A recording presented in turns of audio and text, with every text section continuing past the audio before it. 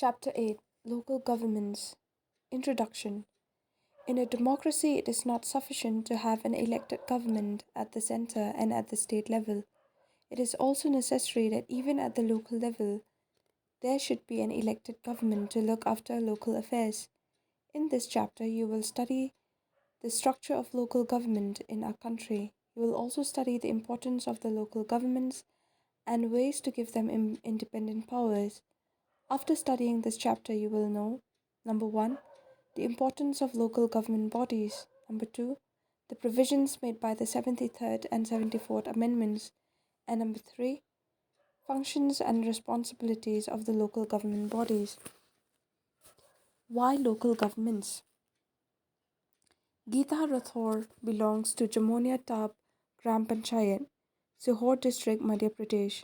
She was elected Sarpanch in 1995 from a reserve seat, but in 2000, the village people rewarded her for her admirable work by electing her again, this time from a non-reserved seat. From a housewife, Geeta has grown into a leader displaying political foresightedness. She has harnessed the collective energy of the panchayat to renovate water tanks, build a school building, construct village roads, fight against domestic violence and atrocities against women, create environmental awareness, and encourage afforestation and water management in her village. Panchayati Raj Update, Volume 11, Number 3, February 2004. There is another story of yet another woman achiever. She was the president of a Gram Panchayat of Vengal Vesal village in Tamil Nadu. In 1997, the Tamil Nadu government allotted 2 hectares of land to 71 government employees. This piece of land fell within the vicinity of this Gram Panchayat. On the instructions of higher authorities, of the district collector of Kanchipuram directed the president of the Gram Panchayat to pass a resolution endorsing the allotment of the said land for the purpose already decided. The president and the Gram Panchayat refused to pass such an order, and the collector issued an order to acquire the land. The Gram Panchayat filed a writ petition in the Madras High Court against the collector's action. The single judge bench of the High Court upheld the collector's order and ruled that there was no need to take the Panchayat's consent. The Panchayat appealed to the division bench against the single judge order. In its order, the division bench reversed the order of the single judge. The judges held that the government order amounted not only infringement of the powers of the panchayats, but a gross violation of the constitutional status of the panchayats. Both these stories are not isolated incidents. They are representative of a larger transformation that is taking place across India, especially after constitutional status was accorded to local government institutions in 1993. Local government is government at the village and district level. Local government is about government closest to the common people. Local government is about government that involves the day-to-day life and problems of ordinary citizens. Local government believes that local knowledge and local interests are essential ingredients for democratic decision making. They are also necessary for efficient and people friendly administration. The advantage of local government is that it is so near the people. It is convenient for the people to approach the local government for solving their problems both quickly and with minimum cost. In the story of Geeta Rathore, we notice that she was able to bring about a significant change in Jamunia Talab because of her proactive role as Sarpanch of the Gram Panchayat. Vengav Vaisal village is able to still retain its land and the right to decide what to do with it because of its relentless efforts of its Gram Panchayat president and the members, so local governments can be effective in protecting the local interests of the people. Democracy is about meaningful participation. It is also about accountability. Strong and vibrant local government ensure both active participation and purposeful accountability. Geeta Rathore's story is one of committed participation. Venga's vessel village Gram Panchayat relentless efforts to secure its rights over its land were an example of a mission to ensure accountability. It is at the level of local government that common citizens can be involved in decision making concerning their lives their needs, and above all, their development. It is necessary that in a democracy, tasks which can be performed locally should be left in the hands of local people and their representatives. Common people are more familiar with their local government than with the government of the state or national level. They are also more concerned with what the local government does or has failed to do so, as it has a direct bearing and impact on their day to day life. Thus, strengthening local government is like strengthening democratic processes. Growth of local government in India. Let us now discuss how local government has grown in India and what our constitution says about it. It is believed that self governing village communities existed in India from the earliest times in the form of sabhas. In the course of time, these village bodies took the shape of panchayats, and these panchayats resolve issues at the village level. Their role and functions kept on changing at different points of time. In modern times, elected local government bodies were created after 1882. Lord Ripon, who was the Viceroy of India at that time, took the initiative in creating these bodies. They were called the local boards. However, due to slow progress in this regard, the Indian National Congress urged the government to take necessary steps to make all local bodies more effective. Following the Government of India Act 1919, village panchayats were established in a number of provinces.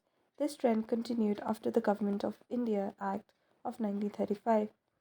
During India's freedom movement, Mahatma Gandhi had strongly pleaded for decentralization of economic and political power. He believed that strengthening village panchayats was a means of effective decentralization. All development initiatives must have local involvement in order to be successful. Panchayats, therefore, were looked up upon as instruments of decentralization and participatory democracy. Our national movement was concerned about the enormous concentration of powers in the hands of the Governor General sitting at Delhi. Therefore, for our leaders, independence meant an assurance that there will be decentralization of decision making, executive, and administrative powers. When the constitution was prepared, the subject of local government was assigned to the states. It was also mentioned in the directive principles as one of the policy directives to all governments in the country. As you have read in chapter 2, being a part of the directive principles of state policy, this provision of the constitution was non-justiciable and primarily advisory in its nature. It is felt that the subject of local government, including panchayats, did not receive adequate importance in the constitution. Do you know why this happened? A few reasons can be advanced here. Firstly, the turmoil due to the partition resulted in a strong unitary inclination in the constitution. Nehru himself looked upon extreme localism as a threat to unity and integration of the nation. Secondly, there was a powerful voice in the Constituent Assembly led by Dr. B.R. Ambedkar, which felt that the action of caste-ridden nature of rural society would defeat the noble purpose of local government at the rural level. However, nobody denied the importance of people's participation in development planning. Many members of the Constituent Assembly wanted village panchayats to be the basis of democracy in India, but they were concerned about factionalism and many other ills present in their villages. Local governments in the independent India. Local governments got a fillip after the 73rd and 74th Constitution Amendment Acts.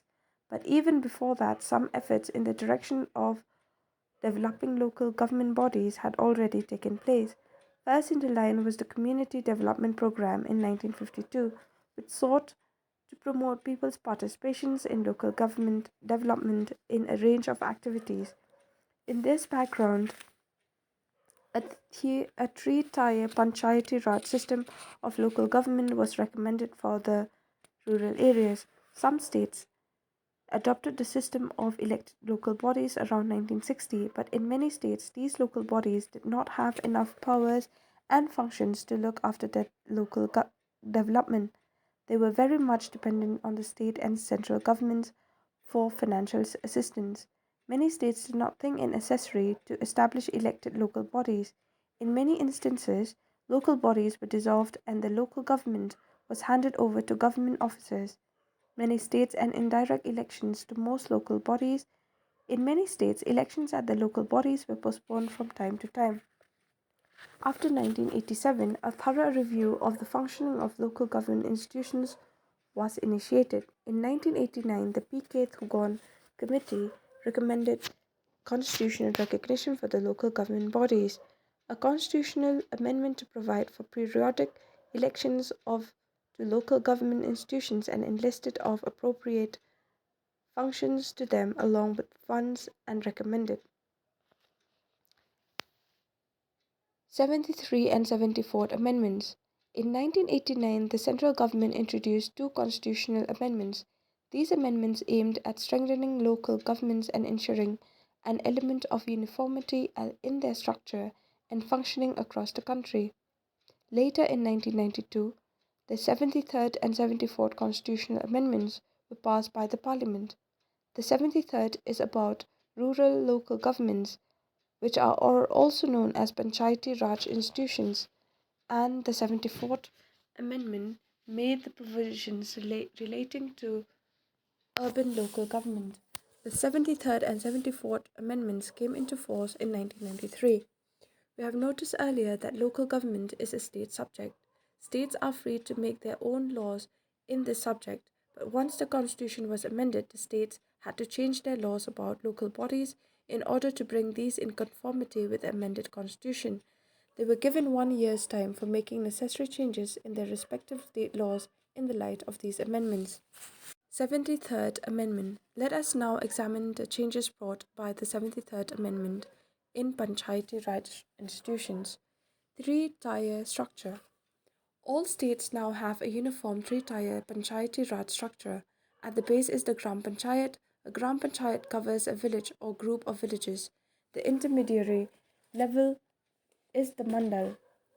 Those bodies are called Mandal or Taluka Panchayats. The intermediary level body need not be constituted in smaller states. At the apex is the Zilla Panchayat, covering the entire rural area of the district. The amendment also made a provision for the mandatory creation of the Gram Sabha. The Gram Sabha would comprise all the adult members registered as voters in the Panchayat area. Its role and functions are decided by state legislatures. Elections. All the three levels of Panchayati Raj institutions are elected directly by the people. The term of each Panchayat body is 5 years. If the state government dissolves the Panchayat before the end of its 5 year term, fresh elections must be held within 6 months of such dissolution. This is an important provision that ensures the existence of elected local bodies. Before the 73rd Amendment, in many states, there used to be indirect elections to the direct bodies, and there was no provision for immediate elections after dissolution. Reservations. 1/3 of the positions in all panchayat institutions are reserved for women.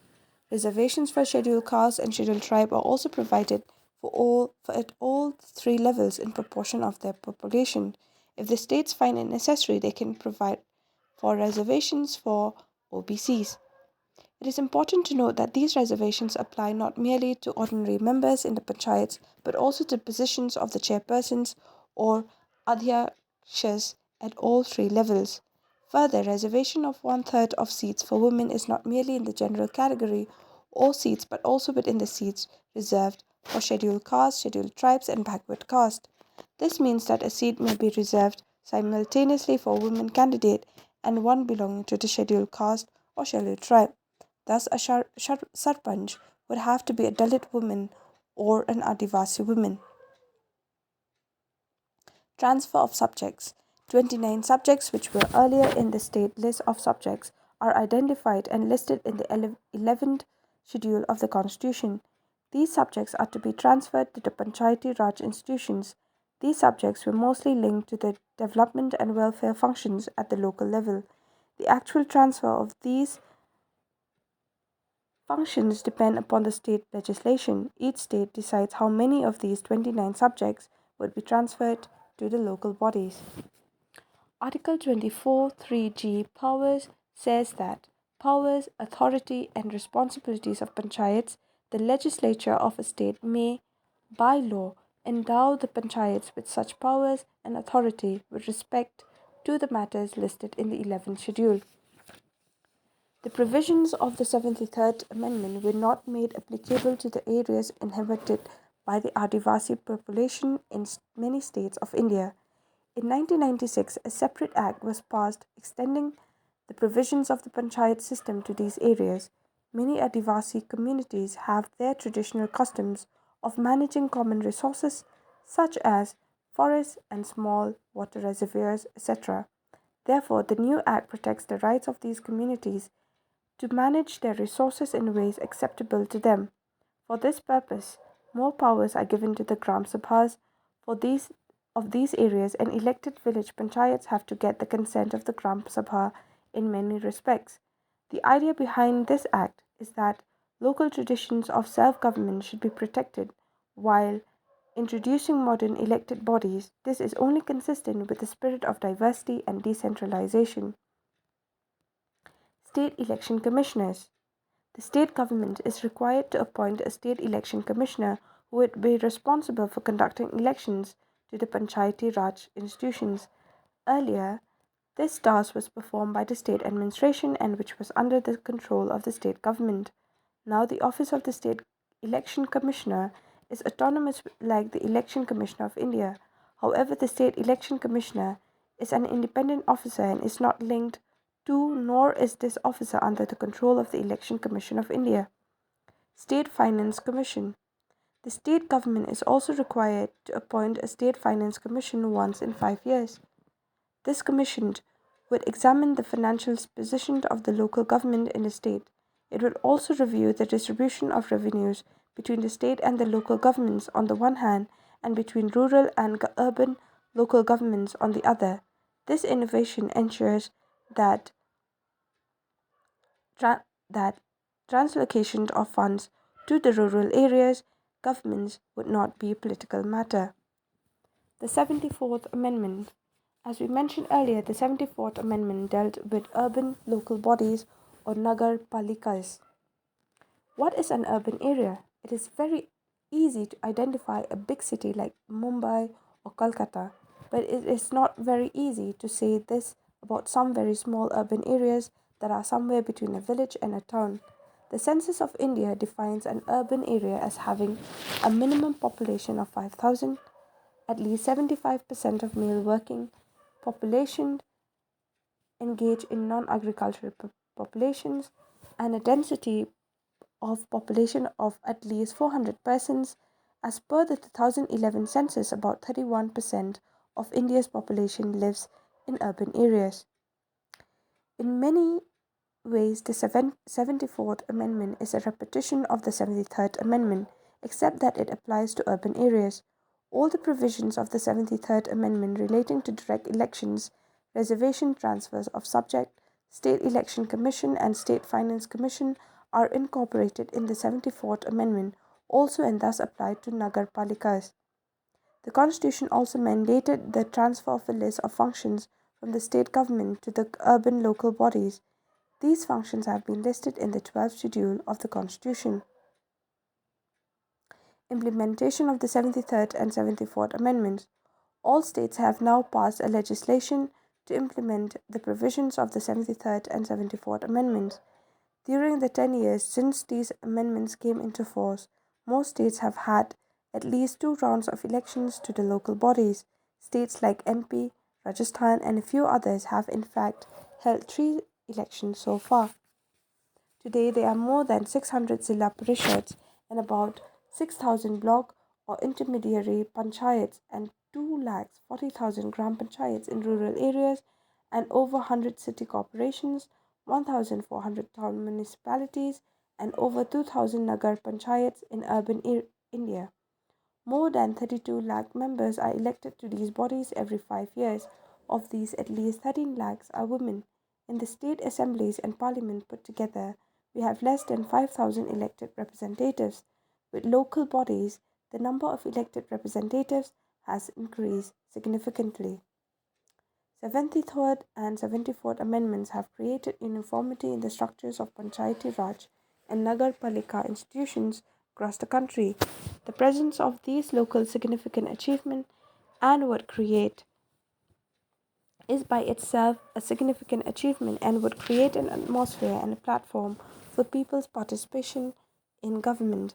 The provision of reservation for women at the panchayats and nagarpalikas has ensured the presence of a significant number of women in local bodies, as this reservation is also applicable for the positions of Sanparch and Adhyaksha. A large number of women elected representatives have come to occupy these positions.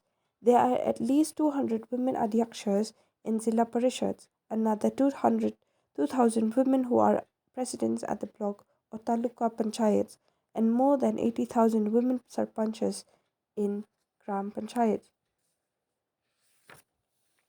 We also have more than 30 women mayors in corporations, over 500 women adhyakshas of town municipalities, and nearly 650 nagar panchayats headed by women. Women have gained more power and confidence by asserting control over resources. Their presence in these constitutions have given many women a greater understanding of the working politics. In many cases, they have brought a new perspective and a greater sensitivity to discussions at local bodies. In many cases, women were unable to assert their presence or were mere proxies of the male members of their family who sponsored their election. Such instances, however, are becoming fewer. While reservations of scheduled castes and tribes are mandated by the constitutional amendment, most states have also made a provision to reserve seats for backward caste.